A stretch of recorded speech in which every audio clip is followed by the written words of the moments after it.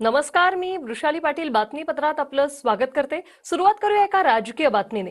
मागितलेली खंडणी न मिळाल्यानं शिवरायांनी सुरतेची लूट केल्याचं जयंत पाटील TV9 मराठीच्या कॉन्क्लेव्ह मध्ये म्हणाले। यावर फडणवीसांनी टीका केली। ज्यांना खंडणी सरकार म्हटलं गेलं त्यांना प्रत्येक ठिकाणी खंडणीच दिसेल, अशी टीका देवेंद्र फडणवीसांनी जयंत पाटलांवर केली। छत्रपती शिवाजी महाराजांनी सुरतेला कळवलेलं होतं की तुम्ही आम्हाला एवढी खंडणी द्या। ती खंडणी मिळाली नाही।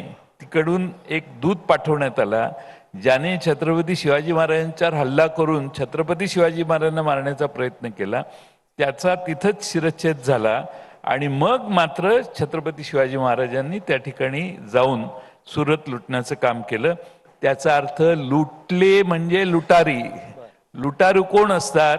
लुटारू आपली घरं भरणारी असतात। ज्यांच्या सरकारलाच खंडणी सरकार म्हटलं गेलं त्यांना प्रत्येक ठिकाणी खंडणीच दिसेल। माझं एकच म्हणणं आहे, माझा राजा लुटारू नव्हता, माझ्या राजाला लुटारू म्हणणं मी खपवून घेणार नाही। भाजपला इतिहास माहीत नाही। छत्रपती शिवाजी महाराजांनी तिथल्या सुरतेच्या जनतेला उद्देशून एक पत्र लिहिलेलं आहे आणि त्या पत्रात त्यांनी सांगितले तुम्ही प्रतिवर्षी 12 लाख रुपये खंडणी बिनबोभाट पावती केल्यास तुमच्या शहराला पुन्हा लुटीची भीती उरणार नाही। हे छत्रपती शिवाजी महाराजांनी पत्र लिहिले। हे काय सांगतात भारतीय जनता पक्षवाले? त्यांना इतिहास नाही माहिती, बॅकग्राऊंड माहीत नाही। मला वाटतं की अजून भारतीय जनता पक्षाचा इतिहास कच्चा आहे। त्या सगळ्यांनी जरा जुने लेख, जुन्या कादंबऱ्या वाचाव्यात। पूर्वी ह्या शब्दाला काय शब्द होता हा पर्याप्त शब्द त्यांनी जर सांगितला तर जरा बरं होईल, महाराष्ट्राच्या ज्ञानात थोडी भर पडेल। त्यावेळी खंड जो आहे तो खंड आम्ही तुमच्यावर हल्ला करणार नाही, आम्हाला एवढा खंड तुमच्या उत्पन्नातला द्या, अशी ती मागणी असायची पूर्वी। खंड मागणे किंवा त्यालाच पुढं खंडणी मागणे हा त्याचा शब्दशः अर्थ आहे।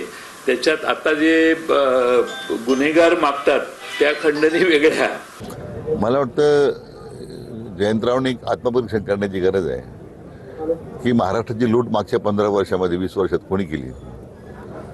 मला वाटतं मी सांगण्याची गरज नाही आहे। कुठल्याही गोष्टीवर राजकारण करावं, कुठल्या गोष्टीवर करू नये हे आपल्याला समजलं पाहिजे। आता शिवाजी महाराजांच्या या विषयावर खरं म्हणजे जयंत पाटलांनी आता पुन्हा तो शब्द वाटला की ते लुटलं होतं, ते लुटारू होते, म्हणजे हे खरं अतिशय वेदना देणारं विधान त्यांचं आहे। मला वाटतं अशा विधानांपासून सगळ्यांनीच थोडं वाचावं, दूर